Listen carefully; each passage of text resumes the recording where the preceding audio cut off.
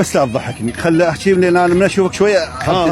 اي والله ما اقدر، ما خلي شويه تروح الضحك. يلا حبيبي هلا من استاذ حبيب. هاي مقاريد الله اللي يروحون للمستشفيات.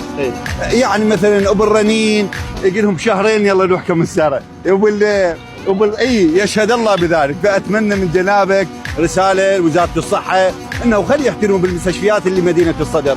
يعني يكون يا ريت المواطن يكون نروح يشوف خدمات، يشوف مثلا ماكو تاجيل. عموما ابو عباس المحترم حبيبي الغالي، يعني هو ابو عباس المحترم يسال وزير الصحه اذا مريض الدكتور يدي يشيك حالته خلال اسبوع 10 ايام المفروض يوقف على حالته لين راح يموت.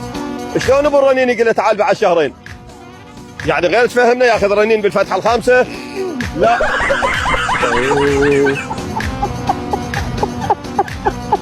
لا غير نسال وزير الصحه. ابوي لا يعني باوع انت حتى الابو ميته من الضحك بعد شو تريد؟